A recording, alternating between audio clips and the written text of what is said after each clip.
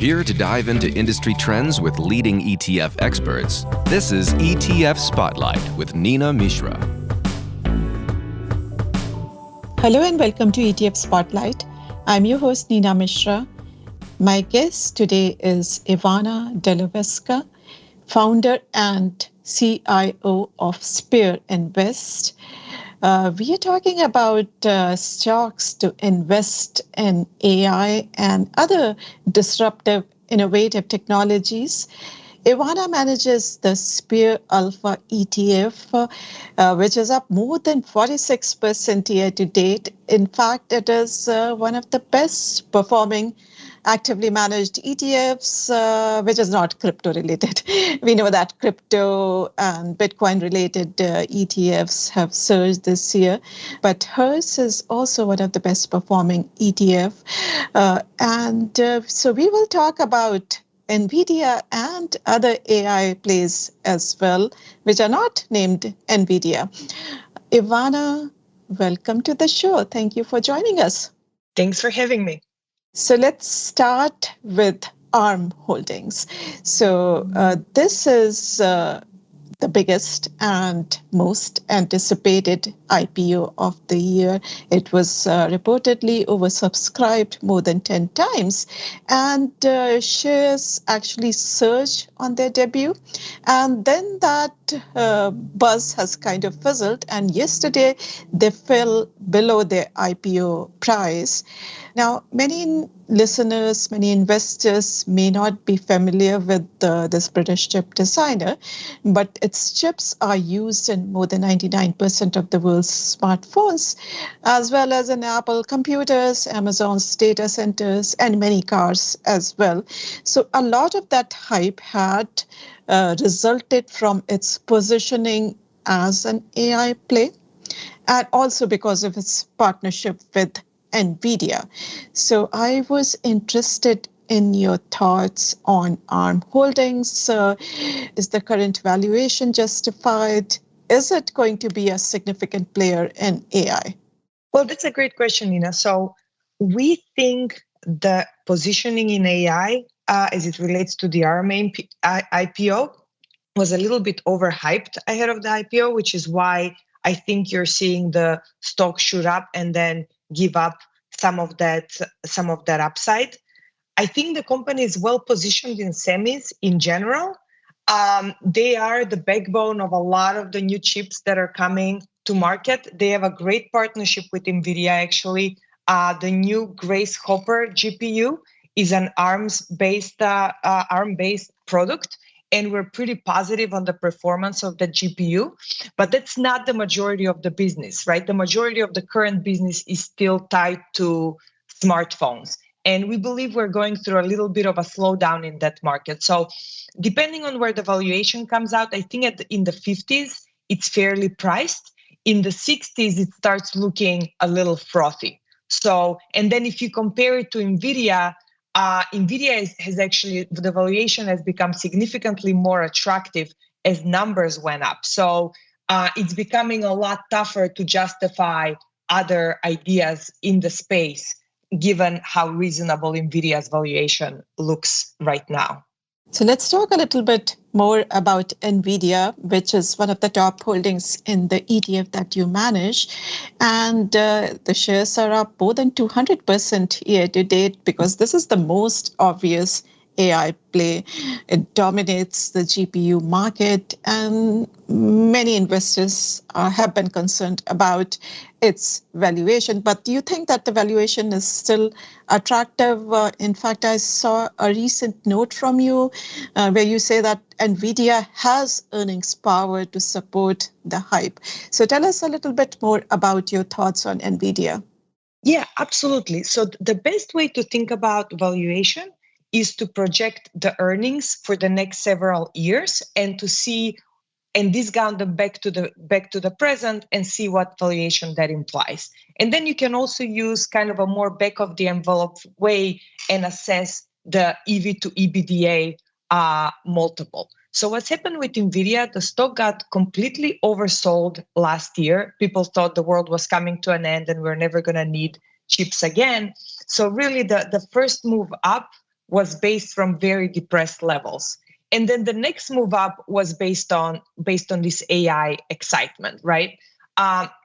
So what I would caution investors by looking just at the percentage increase, it really goes back to, well, how beaten up was it at the lows? So it's really more about what they're earning today, what the projected growth of that earnings is, and what multiple are they trading at, right? So as the company has been able to beat their numbers consistently over the past 2 to 3 quarters, the multiple actually became a lot more reasonable. So now if you look at Nvidia on an EV to EBITDA basis, it's trading in the low 20s, like in next on a next year basis. And competitors like companies that we also like, right? AMD, Marvell, they're trading it at like 1 or 2 turns discount. So it's still trading at a premium, but it's not really a significant premium given how much ahead they are in terms of technology compared to competitors. Very interesting.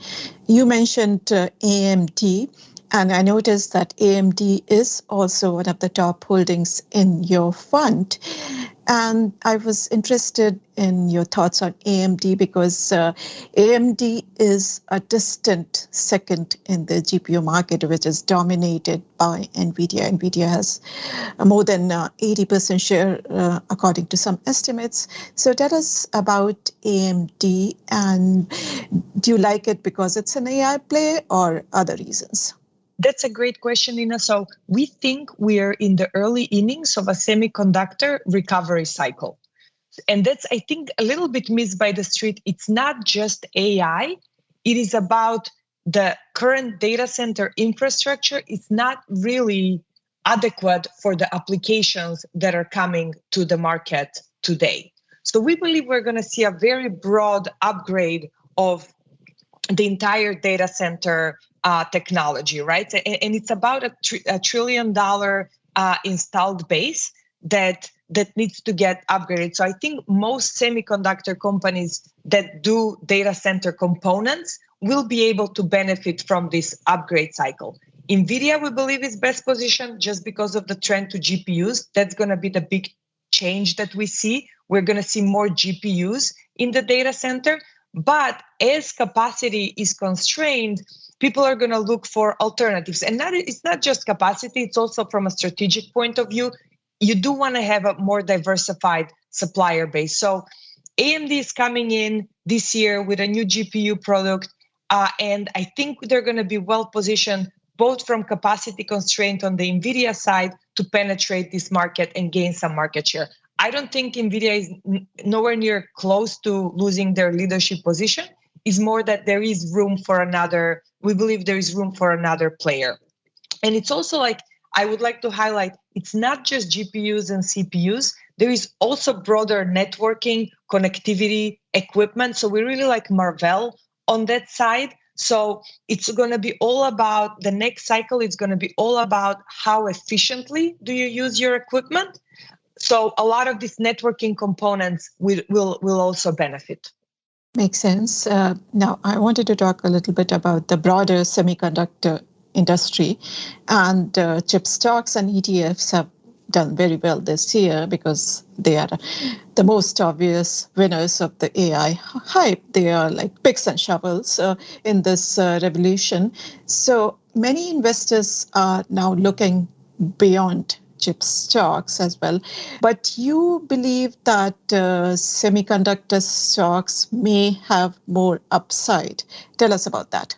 Yeah, absolutely. So semis are still remain one of our main focus areas. As I mentioned, we've really just seen the early innings of the cycle. You've just started to see some demand on the GPU side. So a lot of the new opportunities that you don't hear about as much will be on the networking side. And then beyond semis, we like a lot of other areas like cybersecurity, cloud infrastructure. Those are kind of down the infrastructure. They're still kind of in the picks and shovels we would consider, right? Because they are plays on data infrastructure, but they're not necessarily hardware. They would be more like software components.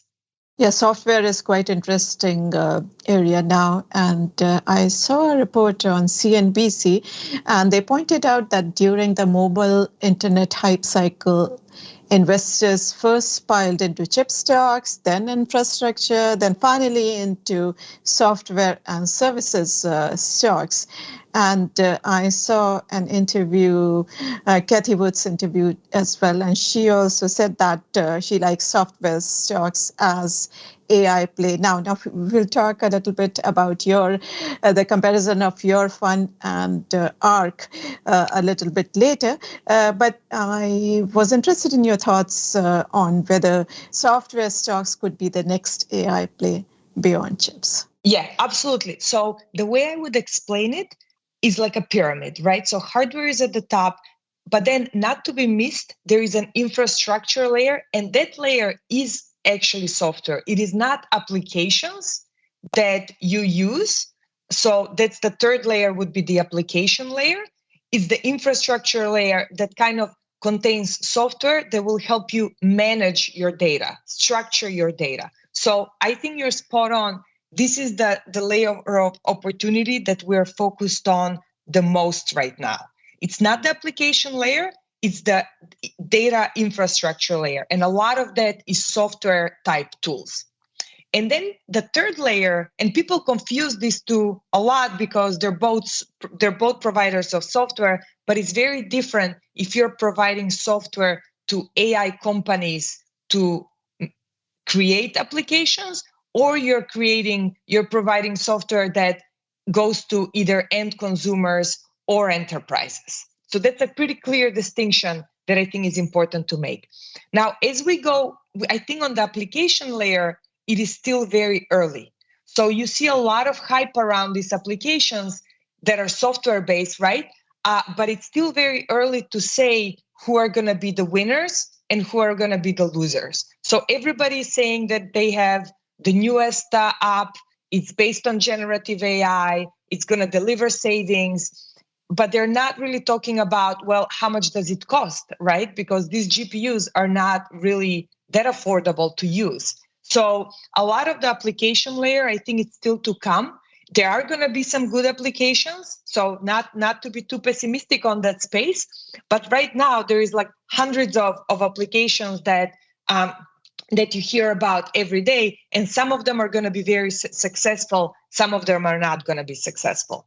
Let's talk about your ETF, which I mentioned earlier. It is the SPRX Alpha ETF. The ticker symbol is SPRX. And I'm looking at its objective, and some of the themes that are mentioned are digitization, automation and robotics, AI, space exploration. So the strategy looks pretty similar to ARC and to that of ARC. And when you think of disruptive innovation, Kathy Wood and ARC, Kathy Wood is the poster child for disruptive innovation. So tell us about your strategy and how do you differentiate your strategy from that of ARC's strategy? So although we invest in innovation, for us, it's all about finding the individual stock picks. So our investment process is much more similar to a long bias hedge fund than a thematic investor that's just trying to play on broad themes that will play out over 10 years. So what does that mean? So basically, our investment process, we have a universe of 120 companies that we constantly track to derive insights. So we talk to these companies on a daily basis, and that is how we figure out whether a trend like AI is picking up, or people are investing in digitalization, or energy efficiency is becoming too crowded of a theme. We're really talking to these companies to figure out where they're investing their CapEx and R&D dollars. And from there, we derive 3 to 4 focus areas, which, going back to our prior discussions, right now are semis, cybersecurity, cloud infrastructure, and enterprise software. So we're really focused on these 4 areas. And in each of those areas, we try to find 1 to 3 companies. and then we benchmark how they perform compared to a passive index. So back to what we talked about semis, we like AMD, Nvidia, and Marvell. So we're going to try to make sure that, or we're tracking and trying to build conviction that those will do better than a diversified semi index. So it's very important to keep it to few stocks, because the more you add, the more you're going to start looking like the index. So for us, it's all about basically tracking metrics like hit rate, idea velocity. If you're going to be making concentrated bets, you better be right? So that's really like our strategy is more around finding the themes that are going to be working and finding the best companies that will play on those themes. So our horizon is long-term. That is very important for investors to keep in mind, because technology is a pretty volatile space. So you do see these 15% drawdowns from time to time based on whether it's interest rates and macro or company-specific missteps. But for us, it's all about minimizing the alpha to the downside and capturing the upside.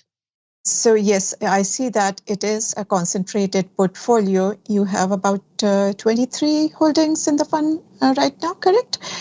And looking at the top holdings, Zscaler, Sentinel-1, Snowflake, Nvidia, Cloudflare, AMD, and Marvell Technology.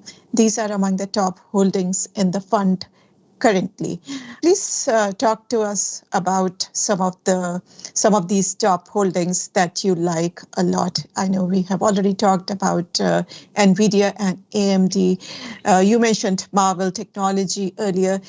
So tell us about Marvell Technology and other stocks that you like a lot currently. Yeah, absolutely. So as I mentioned, semis, cybersecurity, and cloud infrastructure are some of our top themes that we've identified.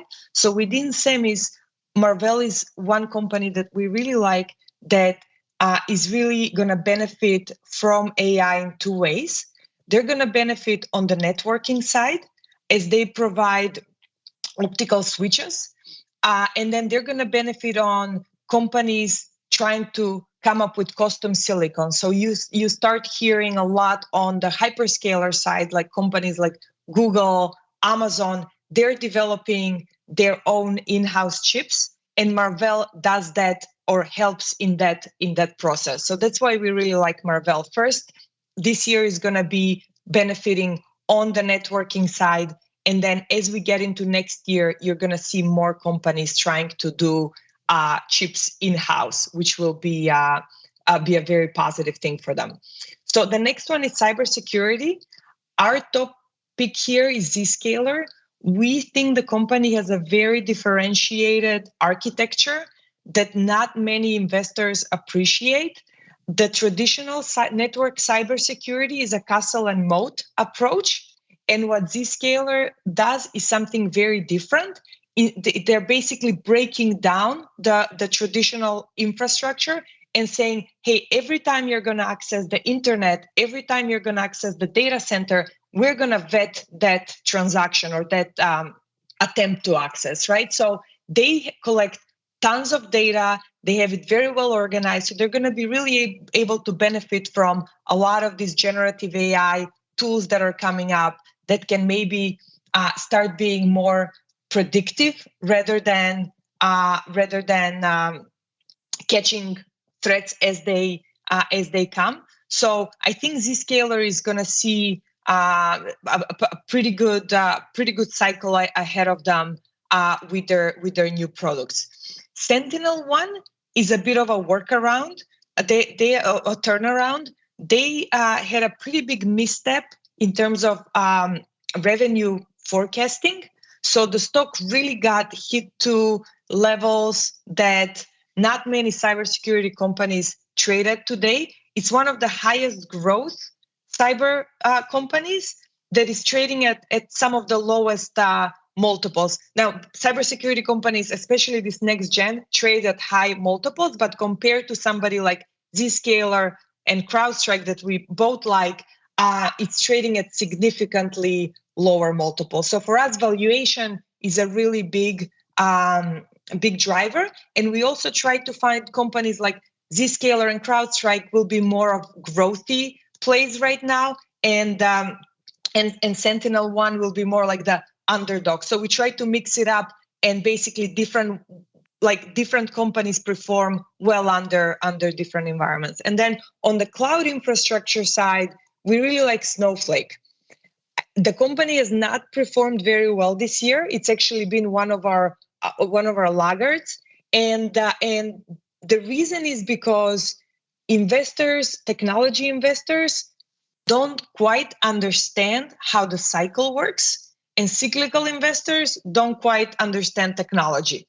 And Snowflake kind of lays in between the two, because it is a very secular growth story. So it is a growth technology stock, but it also at the same time is very cyclical.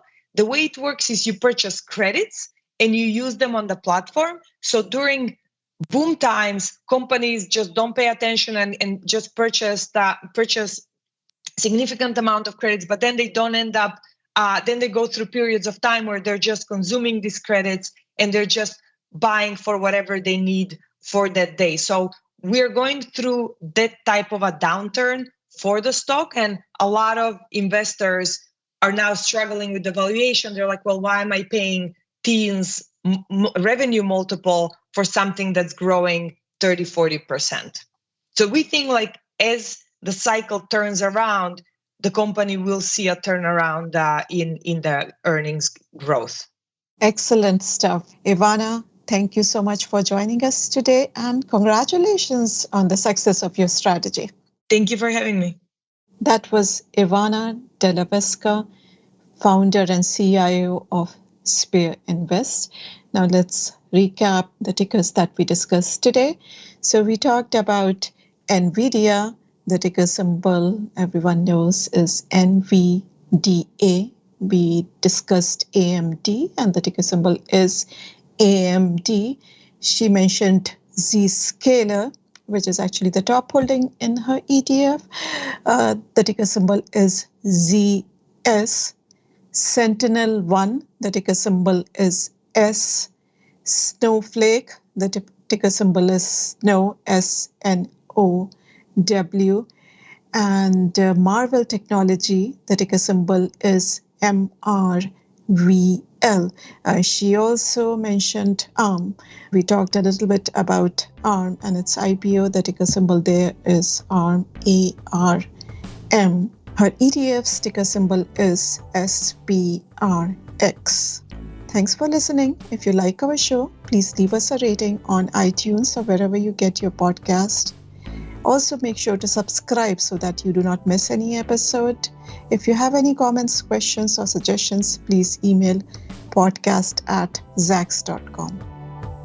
This material is being provided for informational purposes only, and nothing herein constitutes investment, legal, accounting, or tax advice, or a recommendation to buy, sell, or hold a security. Do not act or rely upon the information and advice given in this podcast without seeking the services of competent and professional legal, tax, or accounting counsel. Publication and distribution of this podcast is not intended to create, and the information contained herein does not constitute an attorney-client relationship. No recommendation or advice is being given as to whether any investment or strategy is suitable for a particular investor. It should not be assumed that any investments in securities, companies, sectors, or markets identified and described were or will be profitable. All information is current as of the date herein and is subject to change without notice. Any views or opinions expressed may not reflect those of Zacks Investment Research as a whole.